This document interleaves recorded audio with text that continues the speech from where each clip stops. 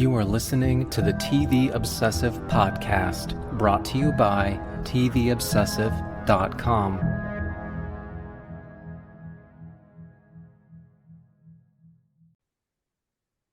Okay, welcome back to the TV Obsessive Podcast. We're here today for episode 148.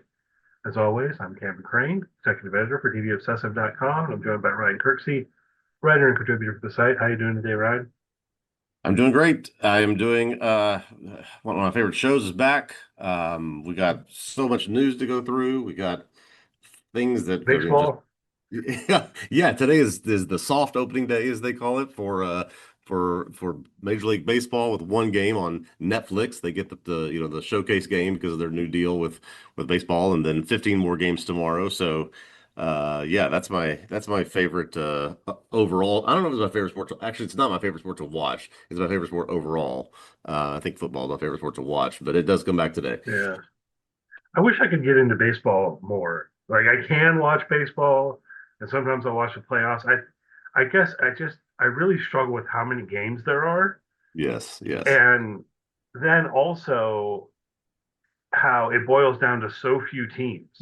You know what I mean? So it's like you're playing. What do they play? Like 182 games or something in order for like four teams to go to the playoffs, or is it more than that now? Maybe it's more than that Yeah, now. one 162 games. They do have this wild card format where there are three wild card teams and only one of them gets to advance. So yeah, it ends up being four teams from each league. So 8 out of 30 teams after 162 games and 6 months of playing. Yeah, it's like at least with the NBA, like half the teams make the playoffs. You Yeah. know, but even with the NBA, like I've kind of fallen out of watching basketball. But even in periods where I've been more into it, I start watching with the playoffs. Basically, Yeah. it's like Yeah. playoffs last for 2 months or something like that. You know. Anyway, yeah, it's March 25th. You mentioned, I think you alluded to Daredevil. I should mention we're going to talk about Paradise in the latter part of the pod. Continue on with that, so Mhm. people are aware. But let's talk about Daredevil: Born Again a little bit. Premiered last night, right? You're going to be writing on it for the site, which I look forward to. I did also watch it. Thoughts about the season premiere? Yeah, I would say I had high expectations. Hoped for a lot. I still hope for a lot with this season. I was rather mixed on this first episode. We have learned that this is going to be a weekly drop, except for some reason next week there will be two episodes coming out in 1 week. Oh, really? And Okay. the reason for that apparently is two and three tie closely together. And apparently, from I've seen from the reviews, episode three is just like a smack on the side of the head. I mean, just the thing that really gets the season going. So, withholding all the judgment for now. We've got things set up and of where they're going to go. But yeah, next week we'll get two and apparently really be off and running. Okay, I'm looking forward. I'm hoping that it gets going a bit more. I had this kind of odd experience personally where it feels weird to say because with the content of the episode, there's fight scenes, there's action, there's stuff going on that I was a little bored. I don't know. It felt weirdly. I don't know, something about the pacing, or I don't know what it was exactly about this first episode that it wasn't hooking me. I felt like I don't know. It's odd. Maybe it's been too long since I watched season one. I should have refreshed my memory a little bit because I definitely think it is, in terms of the hook, playing on you already being invested from season one. You know, Yes. um, in a lot of ways, and it just felt different than I remembered season one feeling, and so I don't know. Yeah, hopefully, as you say, if that is the case, that once we get to episode three, it's kind of like really boom bang, things get going, Yeah. and I'll feel a bit better about it. I hope. Yeah, I don't necessarily think this is going back to season one, that this is a spoiler for season one, but that season ends sort of with, it's obviously Wilson Fisk, Kingpin against Daredevil and sort of what side they're both on, and Daredevil sort of puts together this mini army of people to go, take down the corruption that Kingpin is putting together, and then that's just sort of not really there in this episode. So it kind of was this build up to this thing, and then we don't really explore that. So I imagine, knowing some of the guest stars we're getting this season, some of the people that are going to show up, that as we get into these next two episodes, that's likely when that will happen. Yeah. I don't know. It's kind of odd. Kind of. Yeah. My other thing is, and this goes back to season one also. So I don't know. People haven't watched it. I don't think it's a spoiler, but I've through season one as well, and it continues in this episode. I've definitely felt the ways in which there are resonances, like where they're playing with resonances between Fisk and Trump, this sort of thing. Mm. Hmm. And it's just a really odd experience for me because I like Fisk way better, which doesn't feel like how it should be. You know what I mean? Like, the comic book village should be worse or something. Where I actually find Wilson Fisk's character, and part of it's down to the acting that I think Vincent D'Onofrio does a great job. But he has charisma to me in a way, and so this is it's an odd experience for me. I still don't know how to parse that exactly. Yeah, there's been a lot of commentary about the parallels between Wilson Fisk's task force that he's created in this show and some real life events that are they're happening right now. And yeah, I think the director came out and said all of that is just purely coincidental, and I tried to chuckle at that. It's like I highly doubt that, but it's there definitely is some commentary right now. Yeah, look, whether it's coincidental or not, I don't think I'm like making it more political than it is or something like that. I mean, I think the way it Yeah. resonates is pretty clear. Where whatever you think about that, and however you come down in terms of real life politics, um, we are we've got some more Marvel stuff in the pipeline. You want to talk about that a little bit while Yeah, we're so on this topic? interestingly, the Daredevil show, which runs for 8 episodes, will end on May 5th. Of course, there's been a lot of speculation and some pretty strong clues that at some point, like in season one, John Bernthal's Punisher will show up. And then just before Daredevil comes out, Marvel comes out and says that on May 12th, so the next Tuesday after this series ends, there will be the sort of one-off special edition Punisher show that will air on Disney Plus. So they released a poster for that. No details, probably because it ties in somehow to Daredevil. So that's just going to flow right into that one shot. Then, of course, we've seen the Punisher show up in the brand new trailer that just released yesterday for the Spider-Man movie for the summer. So it's all sort of beginning to coalesce as we move towards another big event this Christmas for an Avengers movie. Well, yeah. I will see, man. How much is it going to suck me in? I've told you this many times on here. Like, I just kind of quit the Marvel stuff. I'm like one of the only people in the world who hasn't seen the last two Avengers movies. And but Daredevil, because I like the Netflix series, I decided, okay, well, I'm going to watch Born Again. So we're going to see Yeah. how it goes. Because back in those Netflix days, I also did watch the Punisher series and Jessica Jones and all of that. So like, Hmm. is this going to carry over at all to me watching this Punisher thing when it comes out? Maybe if it ties in with Born Again, Yeah. I guess they know what they're doing to try to pull some of us back in Yeah. a little bit. Yeah, they're Um, trying to hook people back in ahead of this summer and this Christmas when they're really trying to go for the big shot again. Again, the last 5 years have been really bumpy for them, and so ahead of this Avengers Doomsday and Avengers Secret Wars films that should be in back-to-back years, they're trying to, Spider-Man is the way to rope people back in to Marvels. That's certainly how they're going to do it this summer. yeah. Yeah. Okay. So we'll see. On my end, For All Mankind comes out on Friday. I am going to be writing about season five. So people can keep an eye out for that on TVObscast.com. The articles will be out each Friday. I was going to say right after the episode airs, but Apple does this thing where I don't know if the show's actually going to release on Thursday night. You know what I mean? Yeah. I have screeners. They tell me don't publish until 3 a.m. So like the articles be out at 3 a.m. But they usually, I've come to discover, they don't generally actually put things out at midnight Pacific.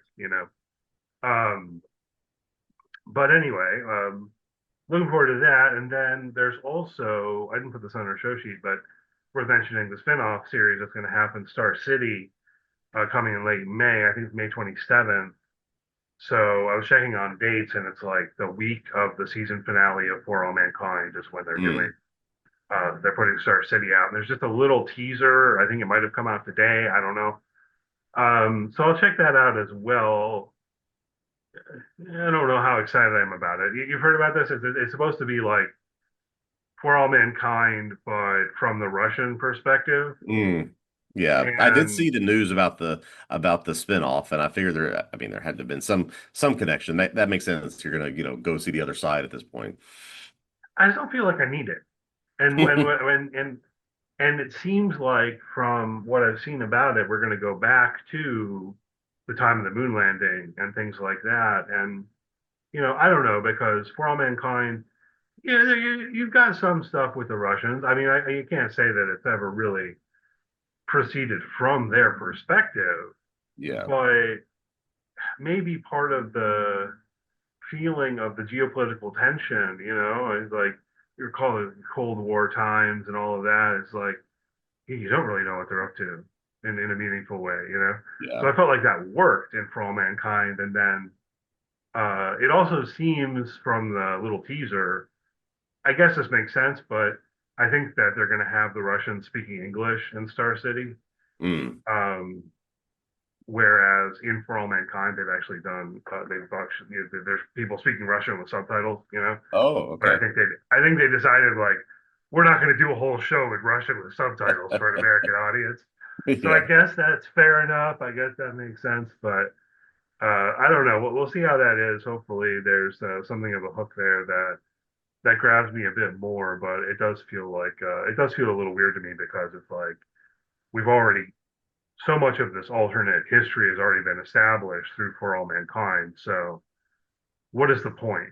I guess I hope that they have one other than just um, hey, this show's popular, let's make a spinoff for more money. yeah, I hope there's yeah. actually a kind of like a quote, artistic point or what have you. Do you get a chance to watch For All Mankind at all? I know we were talking about it. I have not seen any of it. I had some downloaded when I went out of town and didn't get any of them watched. So I'm going to be well behind, especially as season 5 gets rolling here. Yeah, and it's pretty good. I feel like each season maybe starts off a little bit slow and then kicks into gear. You know what I mean? A Yeah, couple episodes yeah. in, it's got a definite kind of structure to it. But um, let's see some other news items. I guess we were talking about things in space, so mention Star Trek. Try to make little segues. The Starfleet Academy apparently has been canceled. Season two hasn't happened yet. They are going to have season two, so it's one of those where they're saying, "Oh, season two is going to be the last season." Hopefully, this means that they've given the creators and stuff enough of a heads up that they can, Yeah. that they know that they're making the final season, the final episode.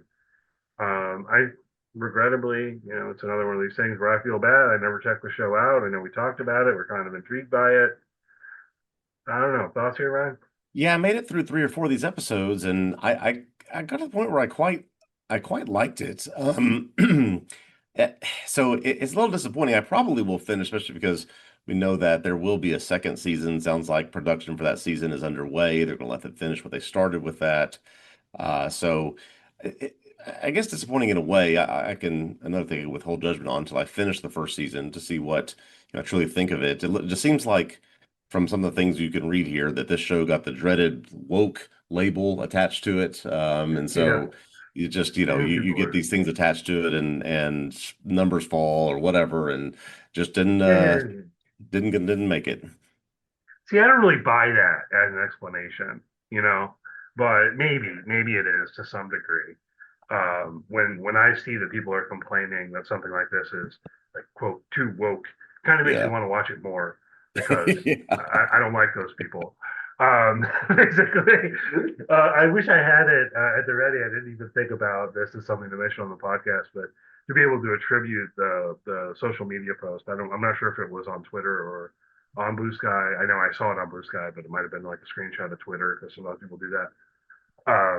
But it was someone talking about Star Trek in reference to people complaining that it's too woke, and it listed. Oh man, I wish I could remember everything. It was like Deep Space Nine features Black Jesus, twink doctor and his lizard boyfriend, and like all this. Like it all like kind of fit too with the characters on DS9. You're talking like Garrick and Bashir, and like you're just like, yeah. I think I saw something from Shatner too recently, making a comment, and people talking about this. He's like, look, man, on the original Star Trek, we had an interracial kiss, and people thought that Exactly. that was That's a what. big scandal. It's like you can't somehow say Star Trek became woke now. Like Yeah, what show have you been watching? I don't know. exactly. That's that kind of stuff. Doctor Who also always does this kind of stuff. But yeah, I mean, as I mentioned before on here, I've really meaningfully kind of fallen behind. I haven't kept up with a lot of the new Star Trek stuff. And maybe at some point Yeah. I'll dig into it. I don't know what's going to happen at this point. I mean, there are potential questions you could raise in terms of the new kind of ownership, new management, and so on, and all that stuff going on behind the scenes with Paramount, like kind of being bought by Skydance, and then the merger that's, I guess, probably upcoming with Yeah, WBD and all there's of some that. So clues there are a few clues in this piece. Apparently, there are a couple of seasons of Strange New Worlds that have not been released that they will eventually get those through. This has been a show that's been canceled after this next season. There are no other shows in production. There are a couple of movies in very, very early stages of production. So yeah, and some of these shows lately they've not made it past one or two seasons. So we may see a while here before new Star Trek property shows are put in production with what's all happening with the company. yeah, I know what I want them to do, but I feel like no one's going to ever do it because it would be too hard or something. Like I want a series that comes directly after Deep Space Nine and Voyager, Okay. and like and knows all like just put me right back into the world of 90s Star Trek. And I feel like already they were feeling like that was too hard when they made Enterprise. You know what I mean? They're like, oh, it's too complicated. Let's do a prequel. You know what I mean? And that's like, and that's what they've been doing. They've been doing a lot of prequels, and I think Starfleet Academy is like way into the future, right? Yes. Yeah, it is But hundreds of years that in correctly. the future. Sort of the Academy is restarting. So yeah, it's way past the timeline of what they've done before. Yeah, because they did this thing where Discovery was a prequel, and then they were like, "Yeah, we're kind of bored with this, so let's have them like time travel 400 years in the Yeah. future or something." Sorry if that seems like a spoiler. I haven't even seen what I'm talking about there. It's just something that I picked up on. Um, anyhow, shifting gears to HBO, we've got some casting announcements. Um, we covered Task a bit on the podcast. Have mixed feelings about whether I even want season two, or if that Mm. should happen, I guess. But I'm just going to trust that they've got an idea here, and that it'll be hopefully as enjoyable as season one. And this helps for me.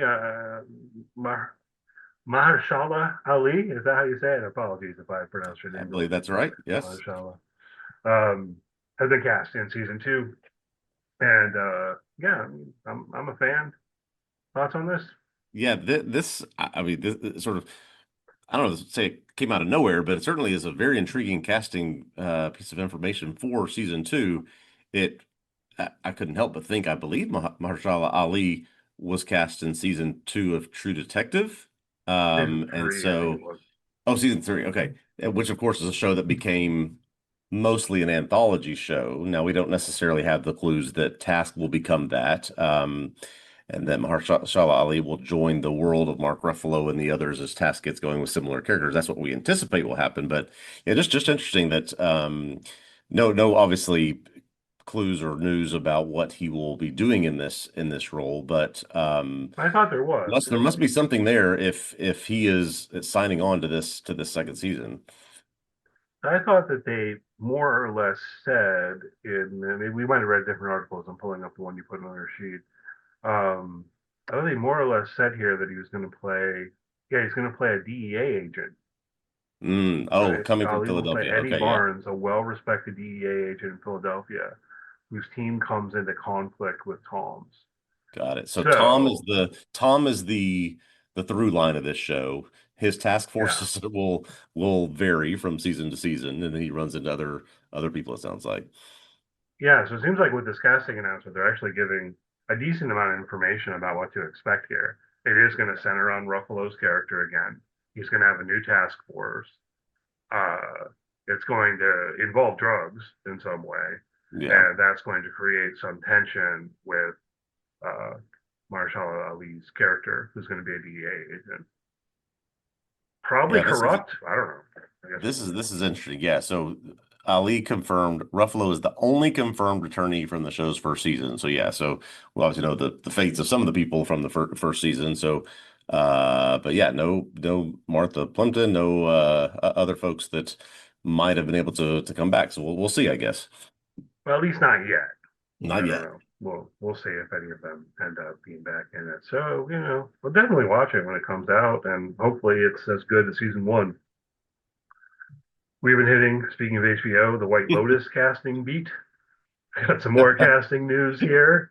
There was one name that I was kind of excited to see, but I'll throw it to you first. Any of these names excite you here? Intrigue Yeah, you? I mean, I was a big fan of Max Greenfield's character on New Girl.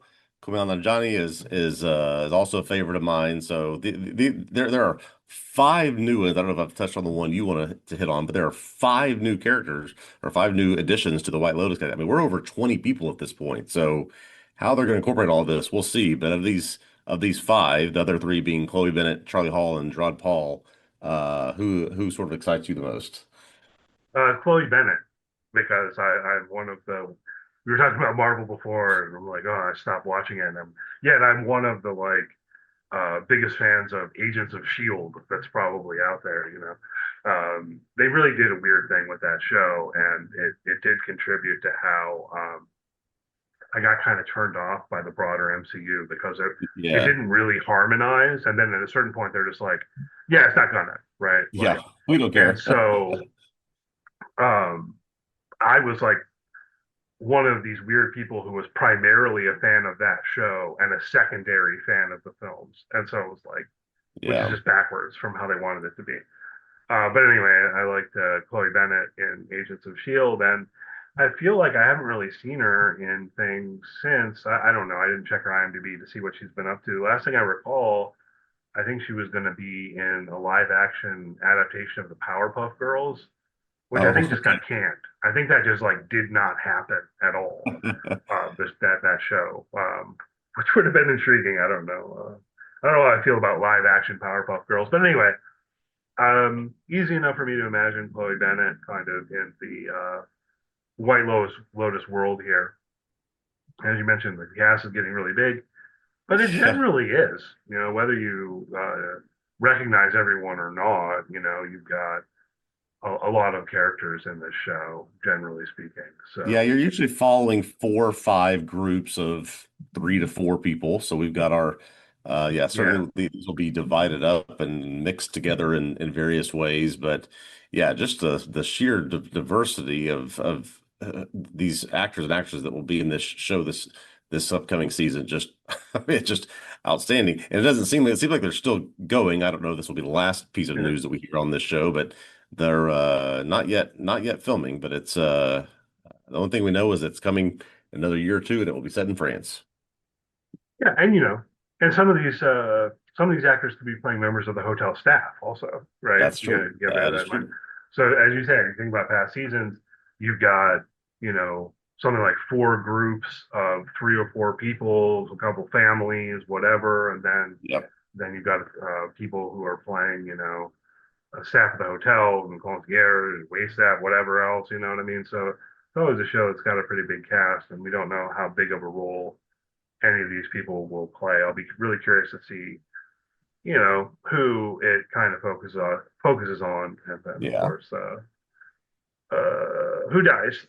But that's always part of the mystery of the show, though. Part of what makes The White Lotus so entertaining to watch to me if people haven't watched it, is that Exactly.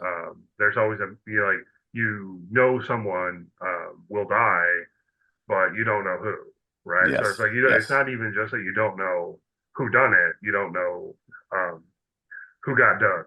That's right. That's right. um, so looking forward to that. I guess the last thing, you're saying this just came out today. I haven't watched it. We got a trailer for the HBO Harry Potter series. I'll try to avoid going in uh, you know, certain political direction, I guess. What do you think about this trailer, the Potter series, and so on? Yeah, so interestingly, I think that a large part of this is just hitting me at the right time. So literally in 2025, for the first time, I decided I wanted to read all the books. So read all through them for the first time. I've not even finished watching all of the movies yet. So, a lot of people are like, Daniel Radcliffe is my Harry Potter forever. So I certainly have enjoyed the movies that I've seen, but not gotten all the way through them. And then just last week when I was traveling, I was with my son on a school trip to Universal Studios. So went to all the Harry Potter places that they've created all these different lands and Diagon Alley and the Hogsmeade and all of this stuff. So this is kind of hitting me at the right moment. If for nothing else, it looks very, very well done. I was sort of struck when I was in Universal at how authentic and real everything looked, and that's the same feeling I got with this trailer. The people in this cast are amazing, and we just see this little glimpse of the three kids that are all brand new. Dominic McLaughlin as Harry, Arabella Stanton as Hermione, and Alistair Stout as Ron. Seems to be some pretty good chemistry from the little bit that we've seen. And they drop at the end of this trailer that this will debut on Christmas. So that's when the first season will start. All right, yeah, yeah. I've got very mixed feelings about Harry Potter. First of all, just to focus on the fictional work. Yeah. Um, I want, it was one of those things where I saw the first two or three, maybe I saw the first three films, and I had something of a problem. I didn't read the books, and I recall having something of a problem. Like when the third movie came out, I was like, I don't really remember what happened in the earlier movies, but I don't really want to watch them again. I didn't like them that much. Yeah. And so then more movies kept coming out that I hadn't seen that just like caught on the list at some point. Watch the rest of the Harry Potter movies. Um, and then there's the J.K. Rowling of it all and Yeah. what she's been up to in terms of, and so there's certainly a lot of people who are like, don't support anything here, don't give her That's money, right. and she already got the money, man.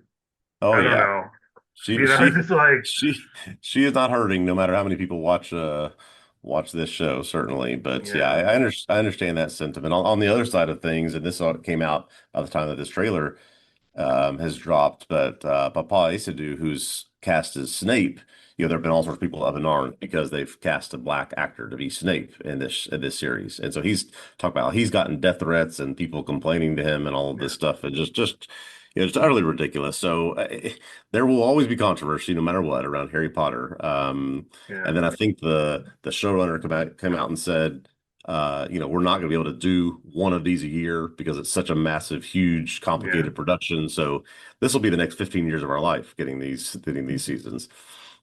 Yeah, it's just like there didn't have to be controversy around it, at least in one regard. It's like J.K. Rowling didn't have to decide that her second act in life was going to be the world's, most famous transphobe or whatever. Yeah, yeah, Um, Not cool if people are making death threats about the actor and so on.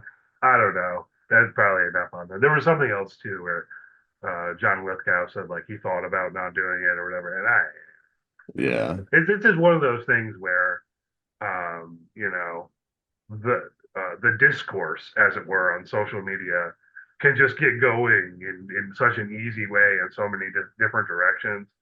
And I don't want to engage in it. I don't quite see the yeah, point, but we'll see. And the show's going to come out. People are going to watch it. It's probably going to do relatively well. Is it at all effective, like in political terms, to not watch it? I don't know. But anyway, yeah, we'll sort of leave it there, I It, guess, unless you have as they further thoughts say, there. it will do numbers. It will do numbers. I can Yeah, guarantee you that. we'll probably do numbers. The prediction I saw, because there are some people out there like on Blue Sky and stuff, are saying, "All right, show's just going to flop anyway." Yeah, the prediction I saw, I think this was from Emily St. James. saying it's like, no, the expectation is that her expectation is it probably will do quite well at the beginning, and Yeah, yeah, then a few seasons in might start tapering off. People won't be as into it, but we'll see. It depends. If the show's yeah. good, a lot of Harry Potter fans out there, people are going to watch it. So, um, yeah, I'm curious to see how that goes. I guess if nothing else. Um, all right, so I think it's about time to talk about Paradise. The last news item that we have on our sheet here is about Paradise, that it's been renewed for season three. Hmm. No surprise there. They're also at least speculating that season three will be the final season. I don't know how confirmed that is, but anything you want to say about that directly before we dig in on Other this week's episode? other than yeah, I'm absolutely not surprised by that. It just follows this pattern of a lot of shows, either right before or during their current run, getting renewed again. But this show again, I haven't seen anything about how the numbers compare to season one, but we saw just the explosion of popularity and word of mouth of this show for that season. So I imagine it's continued mostly into season two. I forgot this show won Emmys. I find that amusing. I just it's like I don't know. In some way, I feel like your people are going to look back and like that show won Emmys. Anyway, um, we enjoy it. So we're up to season two, episode 7, the final countdown. Spoilers will be on the table here for everything in Paradise through this episode. And we'll put a little bit of music in here and be back with you in just about 10 seconds.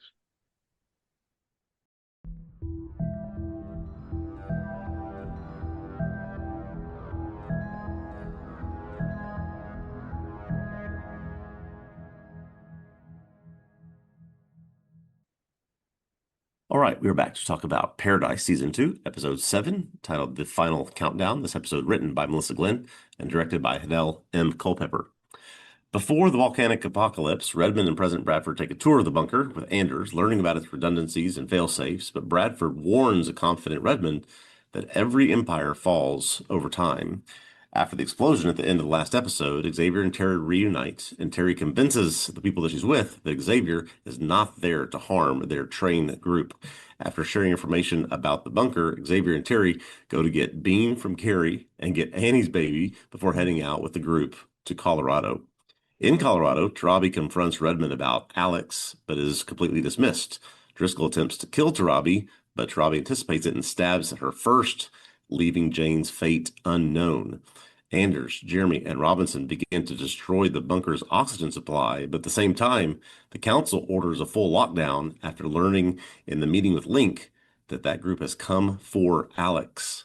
Redmond learns Link's name is actually Dylan and shares the exact same birthday as her son, so she begins to wonder if Link might be an adult version or some other version of her own deceased child. Hey, Mm-hmm. the final countdown. We got it 2 or 3 times in this in this episode. Yeah, I think we joked about that last week. Yes, we did. Of Yes, course we it did. did. Of We got course it it. did. And if we didn't mention last week, I really regret it. That of course we got like an emo cover of the final countdown. So of course that's what they did. Yeah, Um, absolutely. Yes. a lot of thoughts about this episode. Lots of stuff to talk about. Where do you want to start, Ryan? Whew, there's some wild things introduced in this episode. Maybe we save that sort of more complex and theoretical stuff for the end. So why don't we sort of start with those simpler things, maybe with Xavier and with Terry. We get some very fast resolution there, right? She is able to quickly convince them that he's not there to harm them. They say, as long as you give us information about the bunker, we're good to go. They do. They let them off the hook. They got to go retrieve their new family, their new kids, and then Yeah, hop back on the train to Colorado.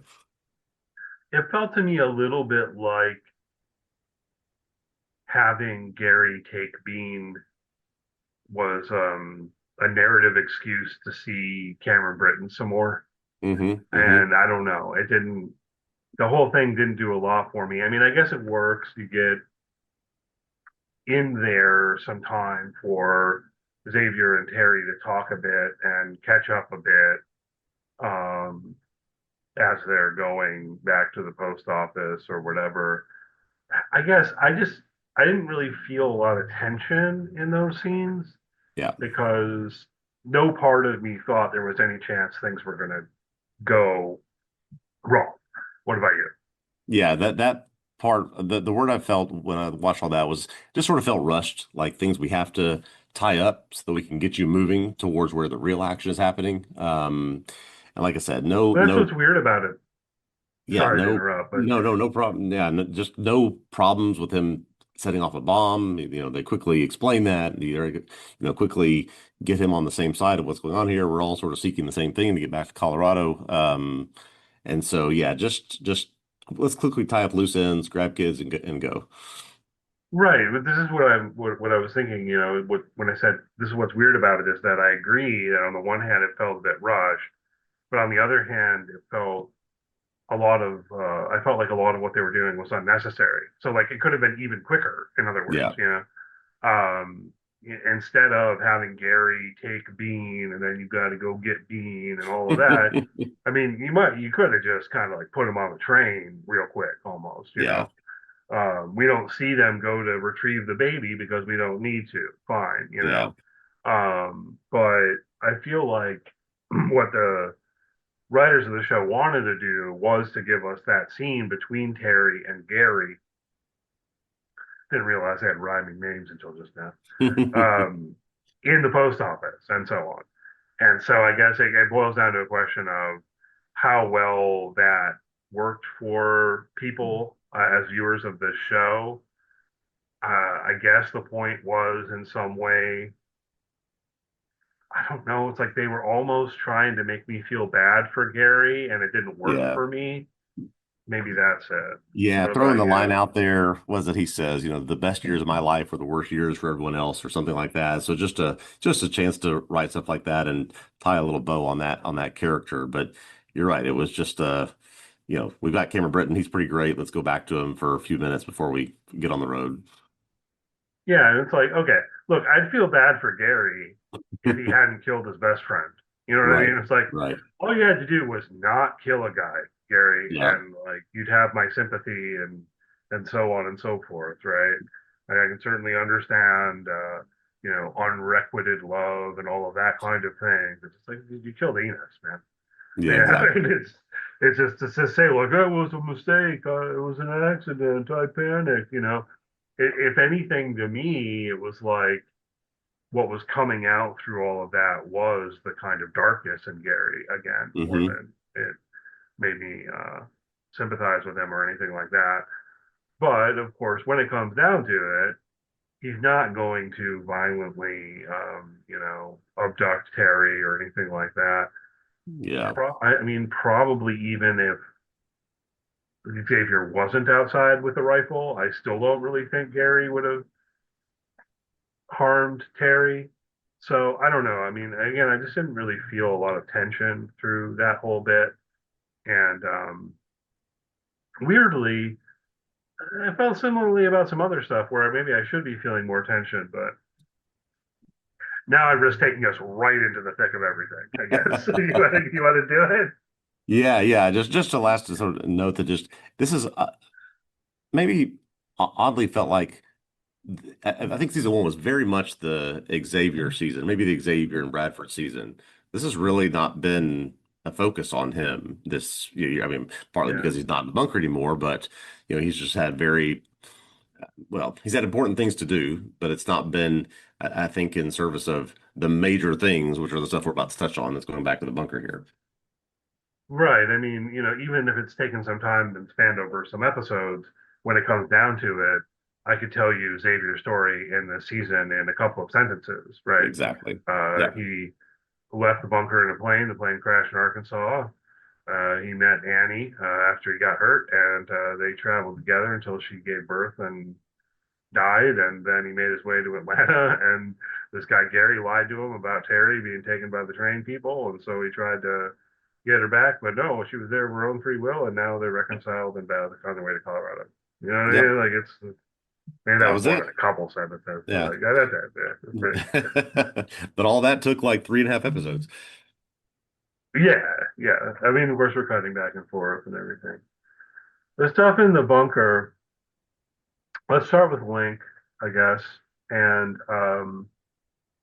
because the first thing I want to talk about here, and I might need you, Ryan, to keep me from going too far into the weeds complaining about this, but is the age, right? Because when we were talking however many weeks ago about the fact that Link's name wasn't on his ID, Right, right. and say, okay, well, who's it going to be, right? We're told any information about his real name. How is it that his real name's going to be some kind of twist or surprise or whatever? I very directly recall us ruling out the possibility of him being Redmond's son because we didn't think I think we thought he was too old or Yes, something like that, right? I think that's right. Yeah, if I recall correctly, yes. The age doesn't seem to match up, and so I was still thinking about this episode.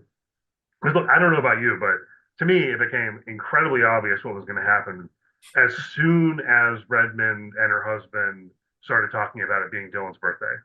Yes. Right? It's like, oh, so Link is Dylan. Because they Yeah. say, maybe it was as soon as they said he would have been 26. I was like, oh, so Yeah. it is going to be Link somehow, right? Because I think that felt like new information. And I'm not sure that the timeline adds up well. I guess we just have to accept it. It did inspire me to go back and watch season 1, episode 2, which is the one where Dylan dies. And I don't know, man. Like they never tell us how old he is there, Okay. They never tell you and what year it is. they don't tell you what year it is. But one aspect of this that we do have to work with is the age of Dylan in comparison to Hadley, Hmm. who's still alive, right? And in the bunker, she's in high school. I feel Yes, like she correct. reads like she's 16. That wouldn't work. I don't think she can be 16. She has to be like 18. Maybe we can buy that. But then going back to that season 1 episode, I don't know. The Dylan doesn't seem old enough. He seems like maybe 10. It is Hmm. pushing it, but if that he kind of feels like he'd be a young 10. So I'm trying to put all this together, and what I decided is in that episode, it basically has to be because I think it's been like 15 years. So I think in that episode, it has to be that Dylan was like 11 and Hadley was 3. She does seem to be a toddler. Yeah. I don't know, man. That feels like it doesn't read that way, even in revisiting the episode, as though there's that much of an age gap. But I guess that's sort of what it has to be. And then Hadley could be 18 now, while Dylan would be 26. Um, I don't know if this bothers you at all. I don't know if it bothers me. I mean, of course, it's entirely possible for there to be an 8-year gap between siblings, but I don't feel like it's the most common thing in the world. Like my brother is Yeah. 6 years older than me, but there were like medical reasons involved in why that ended up happening. It was. But generally speaking, people have kids closer together. And I don't know if we're headed there right now, but it's also an assumption that there's sort of a linear thing with time going on here, as opposed to, some of the things that, that might be throwing that for a loop, as it were. And so, yeah, I mean, it's just if nothing more than just the sense of how is he here? How is he existing? Where did he come from? And so is this the version of Dylan that was there, in that flashback? We had a lot of questions to answer with all of that. Yeah, I mean, I probably belabored the ages thing too much, but it was bothering me. I had to talk about it a little bit because you're right. It's not the main thing when it comes down to it. I think we just basically have to accept that. Okay. Um, is if Link is Dylan, the bigger question, the thing is, I've been thinking about this for a couple of days, and I have absolutely no way to make sense of this. Right. So I'm really curious how the show is going to suggest, sort of making sense of it. Yeah. Because even if we go in the direction of thinking, okay, something like many worlds theory, alternate universe kind of thing, Alex is somehow a quantum computer that's able to um, bring these universes together or whatever, right? Which is kind of my speculation going forward about what Alex is. It still doesn't really make sense because um, even if Link were from like a parallel universe, Hmm. why wouldn't he recognize Samantha as his mother? I don't have an answer to that. It's yeah, I that's I don't know. My answer to a lot of what I think is unanswerable at this point is that my theory is Alex is some sort of AI time machine, and that she has used Alex to go back to a point in time and get him and bring him to where they are. And he was she had to do that when he was very young, and so he doesn't recognize her or something like that. But yeah, whether it's that or whether it's parallel universe or something, what Alex is going to be hopefully a big piece of the puzzle of what's going on here. I mean, there's yeah, no Alex. disputing anymore that this is Dylan who belonged to Redmond. We've got the whole the names and the dates, the nosebleeds, all this stuff, the things that sort of tie all this together. Yeah, Alex is going to be the answer. I'm just worried. It's hard for me to see how it's going to make any sense because further are a couple other things we know about Link from what we've seen this season, right?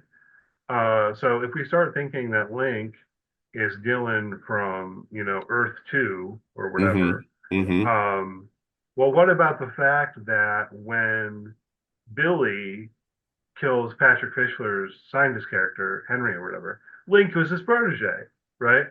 So it seems that then the younger Link was in the world and involved in creating Alex even. I don't know, man. It just feels like Hmm. there's paradoxes all over the place for me here. I guess there's a sense You of know? how long before, well, it couldn't have been it, the bunker could not have been completed when Dylan was a little child because No. Bradford was not president and therefore could not have toured it when that many years ago. So Yeah. I'm trying to put those timelines together. I can't square it. So I think they've been in the bunker for 3 years. Right. I think we've been told that. And as best as I can put it together, um, again, if Dylan would be 26 now, Hmm. 11 is about the oldest I could imagine him being in the season 1 episode. Yeah. He's definitely a kid. I don't know, young 12 or something, you know what I mean? Like right around there. He's definitely not a teenager. Um, so yeah, that's my guess there. So then it's been like 15 years since then or something. I don't see how to kind of square this circle. I also went back and watched when Link and Annie were talking on the balcony and all of that kind of stuff to see if he said anything there that could feel like a clue. And not really, I mean, it just kind of further complicates things. The only thing he really says that would be relevant is he talks about how his sister liked to go to the theme parks in Florida, but he always preferred Cape Canaveral and the space stuff. Hmm. Hmm. Um, so if his sister is Hadley, I don't know, man. I think it's like in some way, I feel like if he is Dylan, quote unquote, he has to be Dylan from some parallel universe or something. And that's enabled in some way by whatever Alex does. And then I guess the only way to make sense of him not recognizing Samantha is if his mother died when he was quite young in that parallel universe. But then I still don't know how to account for the fact that he was there when Billy doesn't kill him in the past of what I think is our timeline. So I don't know how they're going to put this all together in a way that's coherent. Yeah. I am really, since we started talking about it last week, really have been wondering if I not accept, that's not the right word, but if I'm content with the fact that they seem to be going with a combination time travel parallel universe direction with this show. There's Yeah. always a lot of mystery. There was a lot of twists. There was a lot of um, you know, who's on what side, intrigue. It, it's an interesting turn that we're taking. And I guess this finale is going to do a lot to convince me whether or not I think that they have done it well. Yeah, I'm worried about it. Yeah. Um, to where I'll even say, like, am I going to keep watching this show? When it comes down to it, probably, as we said Yeah. earlier, in the previous part of the podcast, it's been renewed for season 3, and indications are that'll probably be the final season. So if it's only going to be one more season after this, I'll Yeah. probably watch it regardless of what happens in the season 2 finale. But I'm a bit worried, man. And so because there's something else, we've been talking about Alex and so on. Maybe we need to run through a few things here in terms of what's going on in the bunker. Link and his group are outside. They do have the meeting. He gets his apple pie. He says he wants Yeah. Alex. But then once Redmond is putting together that she thinks he's Dylan, and she doesn't care about anything anymore, right? No. So she just makes her horny. Okay. Um, but that sounds a lot. Horniness. Okay. Um, well, there was another great thing in this episode too, where it's like sometimes if you just like express the plot in a sentence, it becomes funny. And one thing that stood out to me was basically like, I know about computers because my mother's a tech billionaire who uses my dead brother's password for everything. Yeah. It's like, yeah, that's, yeah, So I can hack everything now. Yeah. yeah. Uh, but anyhow, all this stuff's going down, right? Is Jane dead? You mentioned in your summary. I think you said there we don't know, or fate's unknown or something. I don't know. It seems like she's dead to me. She's bleeding out and probably dead, but not for certain. It's TV, so you never know. Like if narratively they don't want her to be dead, she won't be dead, right? But it's one of those things where it seems like We she's dead. Dylan was dead for a long time. Yeah, yeah. But anyway, she's bleeding out, right? Anders, Jeremy, and Robinson enact their plan to, physically destroy the oxygen tanks. I did find myself questioning a little bit whether I thought Anders would be on board with this, but I guess maybe he might be thinking, will they just fix them later? I guess I Yeah, don't know. fix them later, or it seems like no one else besides Redmond and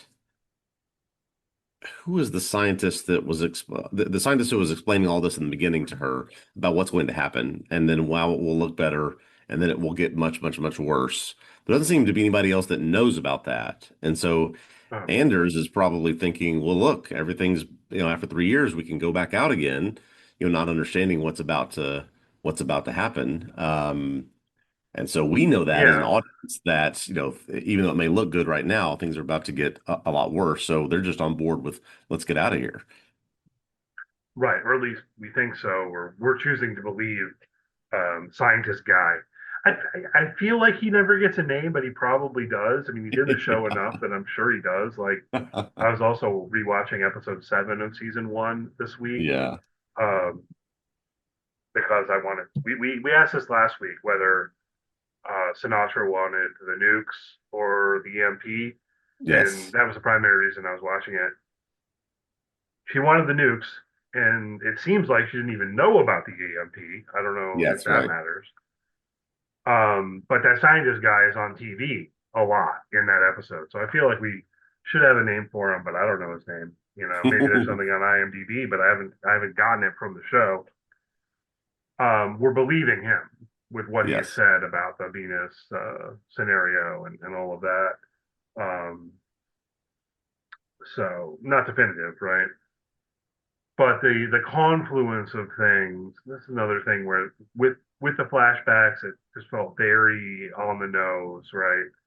Because in the flashbacks, he's explaining, like here's the fail safe if something goes wrong with the oxygen. Here's the fail safe of being attacked from the outside. And they have Cal asking him, "What if this all happens at the same time?" He's like, "That's not gonna happen."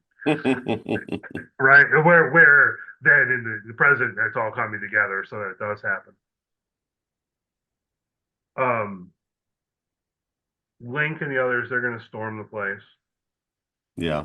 The council doesn't know what Jeremy and Anders and Robinson are up to, right?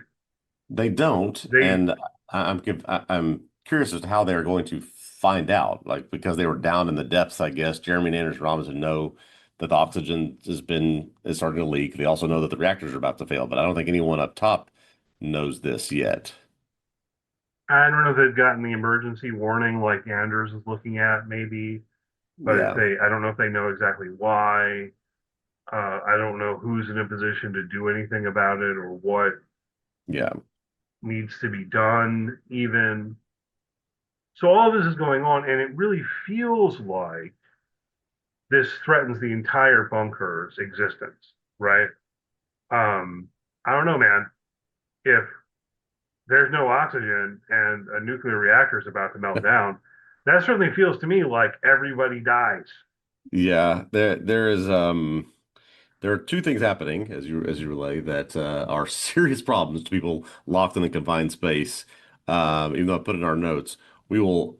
I mean, the title of next week is an extreme spoiler for Yeah. what might happen. So if you're not interested in knowing that, don't go look at it. But yeah, it just is hard to imagine that with no oxygen and a reactor melting down, that people are going to be able to survive in this bunker that much longer. And okay, and yet through the montage, right? This is all interspliced with Redmond not giving a shit, right? She's just like, oh, because that guy's Dylan, I'm just gonna go see Alex. She just totally notes. She ghosts everyone, right? The council's all freaking out. They decide to do the shutdown because on their own because they can't find her, right? Yeah. She doesn't care about any of this. Now this feels very out of character, unless it all has to do with Alex and what she's going to do next after she gets there, right? The episode ends with her saying, "Hi, Alex." We're presuming Alex is like a supercomputer. I think probably, I don't know. We still Yeah. haven't seen Alex. But I don't know about you, but for me, throughout this whole thing playing out again, I felt a certain lack of tension because of how Redmond was behaving, right? Okay, I want to. Like, Yeah, I want to go ahead. I want to explore that a little bit. no, you go ahead if you had something you want to throw in there. Yeah, it is interesting that once that happens, once she recognizes or makes the connection about Dylan, right? It is a total turn of character for her, it seems like. She goes and jumps on her husband. She's got these sort of thoughts about what he could be or who he could be, goes, leaves everything behind as things are literally starting to melt down, leaving that all behind, go down the special elevator, take this cart over to where Alex is. It's almost like she's realized for the first time that it works or it does something that, she's always wanted it to do. Like maybe she didn't know, but how would that be possible if she's the one that helped to build it? It's like has surprised her. Like something is that there's new information that she has that she didn't have before that. And that's what so I can't just sort of put my finger on what exactly that's done, but it just doesn't seem like the same person. Right. So, I mean, maybe she believed or hoped that Alex would work, and this is some confirmation. Yeah. Yeah. And again, the only thought I really have is that Alex, in some way, is kind of, bringing parallel universes together or something. And so, can we? Okay, is this like a theodicy? I don't know if you know the term, but like Leibniz, kind of, we live in the best of all possible worlds. It's kind of Hmm. like God Leibniz imagines before creation, God considers all the logically possible worlds and then chooses the best one to create. Well, of course, because it's Yeah. God, right? Yeah. Um, But part of what I always find interesting about Leibniz is how there's this other thought about compossibility, like things have to be able to fit together. Yeah. So it's not just what's logically possible, but what can coexist with what. Anyway, what if what Alex is meant to do is to like pull the best elements from all of the worlds and put them Mm. together, and somehow that would also solve the climate crisis, right? Because we've taken the elements from worlds where um, global warming didn't happen. Maybe humanity just died out thousands of years ago or whatever, Yeah. and they're like maybe somehow that's the plan, and so she doesn't care about what's going on because she's just going to go to Alex and push a button that's going to Hmm. undo everything that's going on. That's what I kept thinking as I was watching the episode. Was like, well, she doesn't think any of this matters. So what if it doesn't matter because she's going to get to Alex and like press reset? Yeah, that's what I've landed on as well, that this is something that, even though it doesn't really say anything, it says a lot that she speaks to it when she goes into the room. So it's something smart. Yeah, It's something that can respond back to her, and something that she can help to direct or divert whatever it is that she wants to have done. And so, yeah, the meeting didn't go like she wanted. The people that came want the thing that she didn't even know or realize that they knew that she had it. And so I'll just go turn the clock back, as it were, or push things into a certain different place of where I want it and reset all of this, which is just so wild. Considering, I think when we first heard the term Alex, we just assumed it was going to be some machine that saved the environment, or corrected something that was turning the planet into an uninhabitable environment. But yeah, it's apparently much, much, much more complex than that. yeah. So we'll see how that goes because that's my prediction. And I almost thought it was going to happen by the end of this episode, but of course it doesn't. Um, really curious to see what happens in the finale along those lines, and then everything else, right? Because unless Sinatra's about to pull some kind of Deus Ex Machina with Mm, the God Machine, yeah. um, Now I have seen a then couple people say that this path that she's going down in this golf cart or whatever it is to get to Alex is the same sort of tunnel or path that Link and Xavier see in their visions. That there's, okay, so they've been there, they've experienced Alex, or whatever it is, whatever that thing is, that they have some exposure to it in the past or the present or whatever that ends up looking like. That yeah, these are similar places. yeah. Well, I mean, on that front, what I imagine is Xavier gets to Colorado, they get back to the bunker, runs into Link, says, "Hey, Yeah. dude, I got your baby." What? I have a baby? What? Anyway, they make fast friends, and then are trying to figure out how to infiltrate the bunker. Hmm. You know, and then somehow that relates to the visions that they've had or shared, and then also relates to Alex in some way. So it makes sense to me, I guess, if that is the same tunnel. Yeah. Um, Also because we know that Link is after Alex. I think he wants to destroy Alex, which has always been a wrinkle also in terms of what Alex is, because I think he knows what Alex is because he was involved in inventing it. So, you know, Correct. if Alex is what I was just speculating Alex might be, I don't know why you would want to destroy it per se. So, yeah, how is it something that could be viewed as saving the world on the one hand, or on the other hand, be viewed as something that needs to be destroyed? I presume we'll find out next week. Yeah, there is that would be I think quite a large variable to leave out of the finale if we don't get a full explanation of what it is and what's going on. Probably we'll get that explanation and understand what it is, what they're trying to do, and they do something to it or something with it, and whatever it is, that thing that they do, that will leave us with our cliffhanger heading into season three. But yeah, they better explain what that thing is. Yeah, yeah. I mean, I expect with this being the kind of show that it is, I expect them to. Yeah. I mean, it would be possible to instead try to show it because through what Redmond does, Hmm. but again, with this being the kind of show that it is, I expect something more along the lines of a flashback where Patrick Fischler explains what Alex does. You know what I mean? Them working on it together in the past, yeah. Yeah, something like that. So good. Yeah, I mean, I hope that they hope they do a good job here in the season finale. As I said, I am a little bit worried with all of this, but you know, I can't quite figure out how it's going to work. So hopefully they've done it in a way that's at least satisfying narratively. I don't Yeah. expect it to be like scientifically plausible. You Yeah. know. And we got two teenagers just stuck in an elevator somewhere under the middle of the earth. We got Oh to get them yeah, out yeah. too. Oh yeah, they're stuck in the elevator and so on. That's the thing. I don't know if others experienced it in the same way, but as I was watching all of that, and Redmond is just, going down the tunnel. It really, for me, it was like, well, she doesn't care, so I'm not sure it matters. You know what I mean? Right. But Right. it's all stuff that really, really should. Like maybe everyone's gonna die. Um,